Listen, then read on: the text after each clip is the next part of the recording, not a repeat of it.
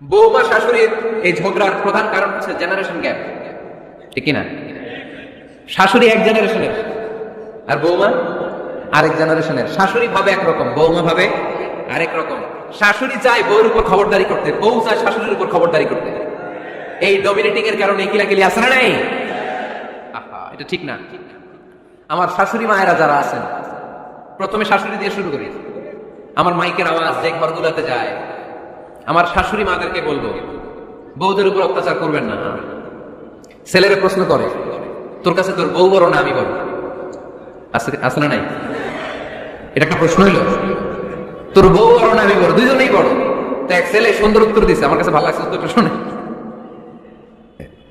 এক মা প্রশ্ন করছে, তোর এতদিন আমি লালন পালন করে বড় করলাম, জীবন যৌবন তোর জন্য শেষ করলাম, আজকে বউ পাইয়া বউ তোর আপন হয়ে গেল?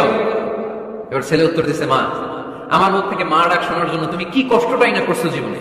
10 মাস আমার পেটে ধারণ করলা, খাইতে পারো নাই, বমি করছো, খালি ওষুধ খাইছো, তোমার পেট কেটে আমার বের করা হয়েছে, 2 বছর আমার দুধ খাওয়াইছো, পেশাব পায়খানা পরিষ্কার করেছে। বয়স যখন 3-4 তখন তোমার আমি মা ডাকছি, এই মা ডাকটা শোনার জন্য তুমি এত কষ্ট করছো। আর আরেকবারের মাইয়া এই ঘরে আইসে তোমার মা ডাকা শুরু করছে। যেই মেয়েটা তোমার মা ডাকে সে আমার আপন হবে না কেন মা? ঠিক কিনা? এই মা ডাক শোনার জন্য তুমি এত কষ্ট করলা, আমার লালন পালন করলা, 10 মাস পেটে ধরলা, পেশাব পায়খানা পরিষ্কার করলা, এরপরে মা ডাক শুনতে পারছে। আর আরেকবারের মেয়ে জানা নাই চিনা নাই এসেই তোমার ডাকা শুরু করছে মা। তো যে আমার মারে মা ডাকে তার স্থান তো আমার কলি যায়, ঠিক কিনা? শাশুড়ি আম্মারা যারা আছেন, প্লিজ বৌমাদেরকে কষ্ট দিয়েন না।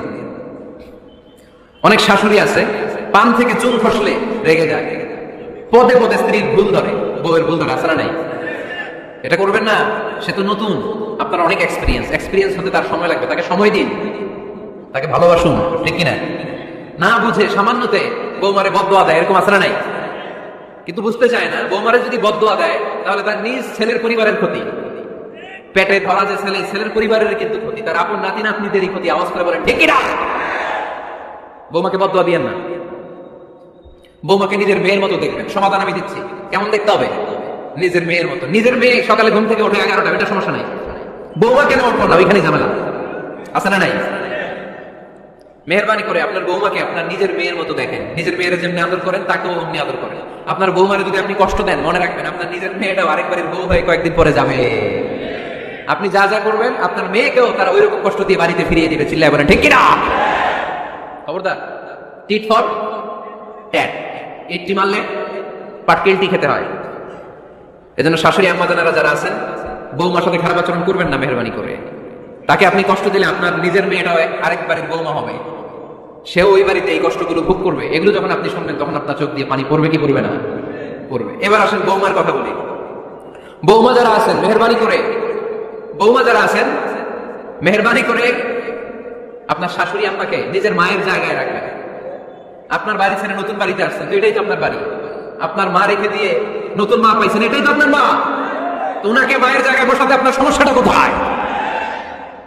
বৌমারা খেয়াল রাখবেন, আপনি আপনার শাশুড়ির সাথে যে আচরণটা করতেছেন, আপনার শেষ বয়সে আপনার ছেলের বিয়ে দেওয়ার পরে যে বৌমাটা আসবে, ওই আচরণই আপনাকে ফিরিয়ে দিবে।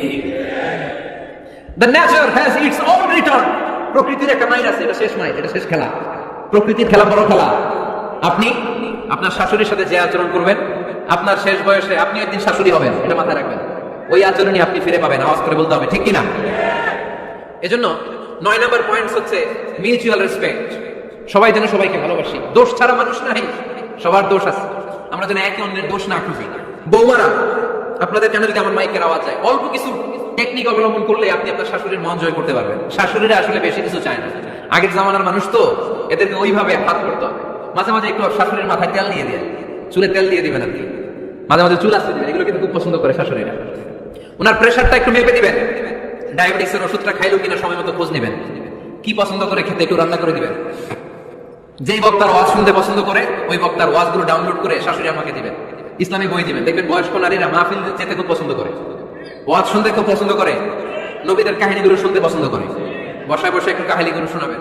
বাইরে বেরোলে জিজ্ঞেস করেন, আম্মা আপনার কিছু লাগবে কিনা। আরেকটা টিপস আছে, চুল যখন আঁচড়াবেন আর শাশুড়ির মাথায় যখন তেল দিয়ে দিবেন, তখন অতীতের কথা জিজ্ঞেস করেন। দেখবেন অতীতের স্মৃতিতে হারিয়ে গিয়েছে আপনার শাশুড়ি।